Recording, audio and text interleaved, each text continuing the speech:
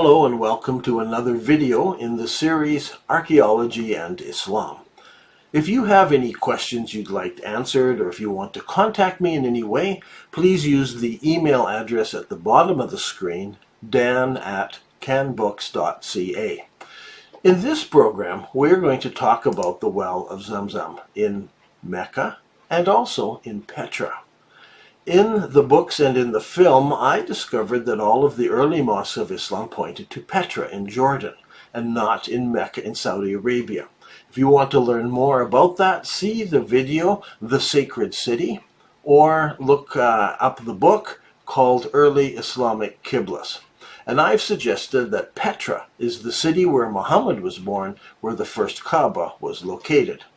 Now, in response to this, several people have asked me about the well of ZamZam.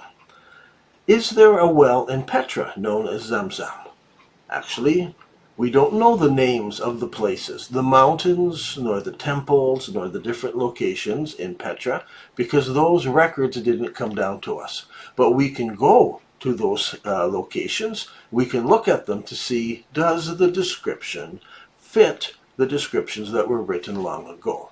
Now, in our search for ZamZam, first we should note that the word ZamZam does not appear in the Quran. If it was of some importance, I would expect the Quran to mention it, or at least something, say something in passing, but ZamZam is never mentioned. Even when the Quran speaks about Abraham and Ishmael and Hagar, ZamZam is not mentioned. So we must turn to the hadiths and to the histories and learn about ZamZam. And we can find the story in Bukhari's hadith. This is a hadith narrated by Ibn Abbas, and I will just paraphrase it as we go along. After Abraham's second son was born, he declared Isaac to be the son of promise, and so trouble began between Abraham's two wives, Sarah and Hagar, and they caused him no end of trouble. So Abraham took Hagar, the mother of Ishmael, and the boy. He brought them to a desert valley. Bukhari tells us that Hagar was still suckling the boy. Abraham brought them to a hill, and it was a small hill in the valley. It is described as the highest place by some writers, and by others as a hillock with a dry wadi bed beside it. When it rained, the water would run near this hillock, but at the time there was no water in this valley. And Abraham left them there. Bukhari and other collectors of the hadiths then go to great pains to tell us that this is the place where the Kaaba would later stand.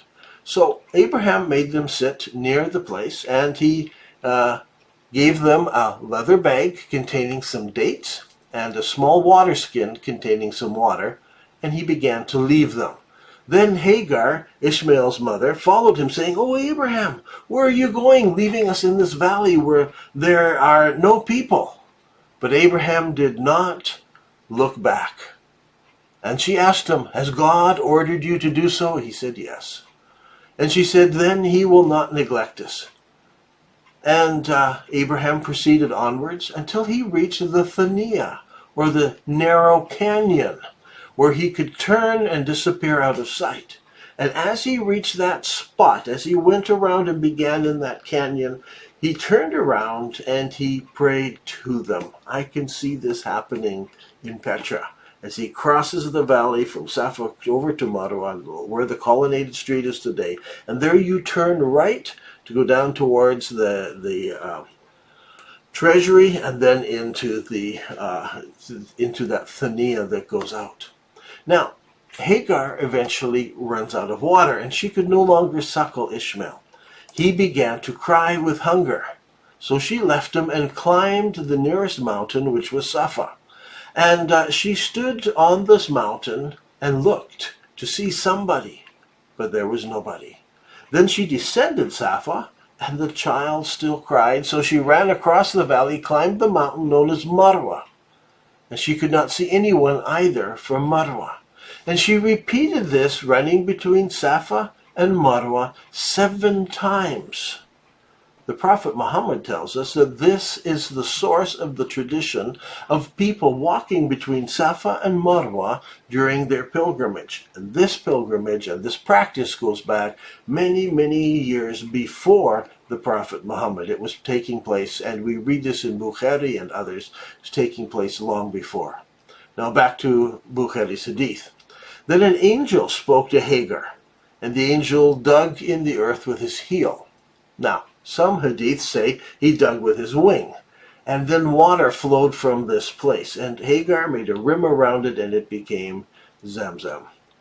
Years later, Abraham and Ishmael, who's now older, they built an altar on that small hillock, which became the first house of worship, or the house of God, in that valley. Later, the Kaaba was built near that spot. So we are told the house of God was built on a hillock. And when the torrents of rain come, they flow to its right and to its left, so the house of God doesn't flood.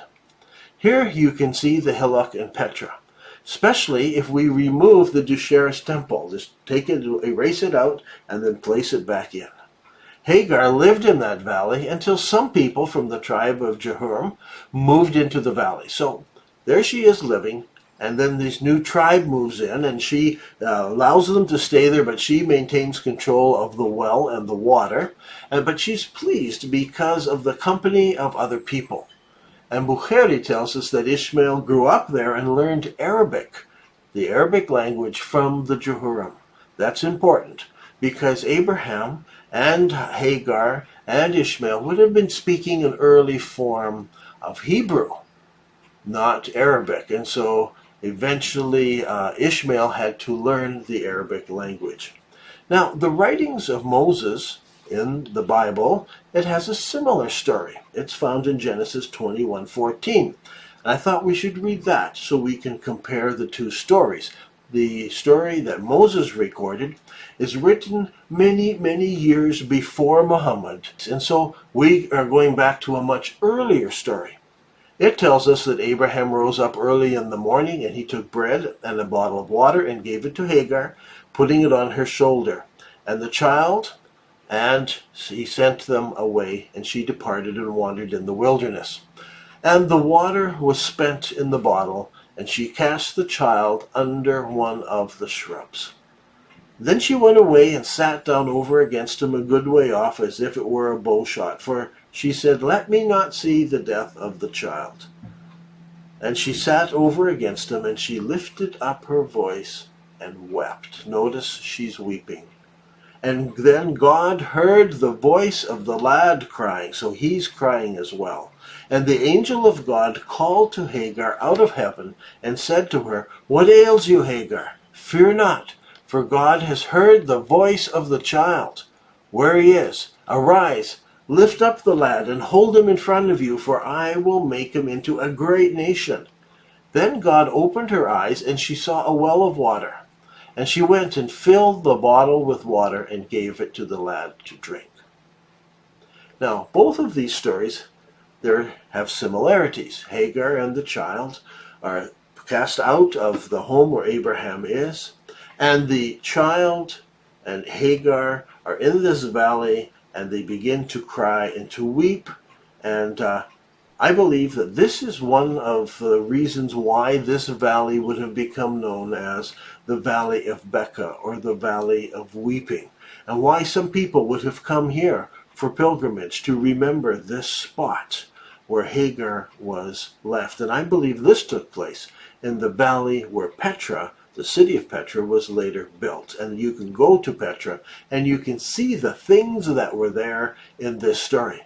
Now, in both of these stories, Hagar is shown a source of water, a water source that is known as ZamZam. Now, a number of people have written to ask me about ZamZam. If I locate the Kaaba in Petra, then where is the well of ZamZam? That's a good question. Now, what did we learn from the story? Well, we learned that the Kaaba and the well are between the two mountains of Safa and Marwa. Not small hills. Here it talks about the two mountains. And the house of God is built on the hillock closer to Safa than to Marwa. And so ZamZam was nearby. If we read other stories in the Hadiths, we learn that the well of ZamZam sometimes filled up with sand and had to be dug out. That's an interesting thing because Bukhari also tells us that there were steps going up to ZamZam. So if there are steps going up, how does it need cleaning out? That's a curious question. Now, if we look at Petra, we can see where these things are. Here's a map of Petra. Safa is the mountain on the left side, and Marwa is the mountain on the right side of the valley. Close to Safa, there's a small hillock, where the largest and most important temple is today. If Abraham and Ishmael built the first house of God here, and then it must have been later replaced by other temples, buildings built on this spot, as it was the most holy spot in the valley, and that is why this great structure is built on that location today. Between Marwa and Safa, in the city of Petra, there is a street that goes from one mountain over to the other mountain, and that's where people performed the ritual crossing of the mountain in memory of Hagar crossing 7 times. And then beside that road, there is a watercourse where Muhammad chose to run in the watercourse rather than on the road, and that is recorded for us as well. So the well of ZamZam is somewhere along this colonnaded street. Well, today, water comes into the valley through aqueducts and pipes.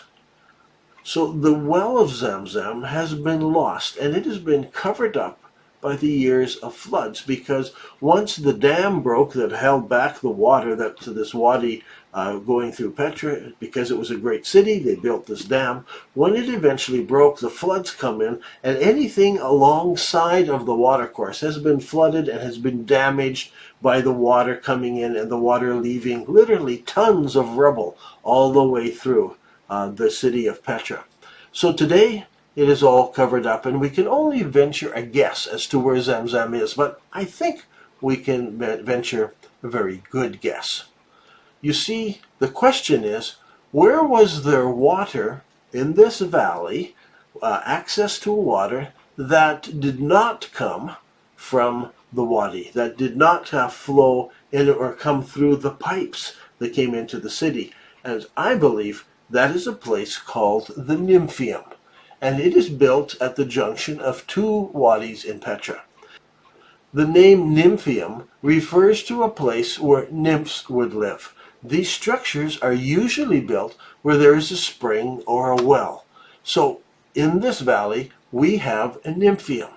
And if the record is true, then it had steps leading up to it, and it would have doors. When it rained in the surrounding hills, the water would also flow past it and could fill it up with silt, and it would have to be cleaned out. This is why in Islamic history several times ZamZam filled up and they would continually need to be cleaned up. Now, I ask you, where did the name ZamZam come from? Now, some writers have tried to explain this. Back in Islamic history, they have come up with this explanation. They've said, oh, it comes from Zummi, Zummi.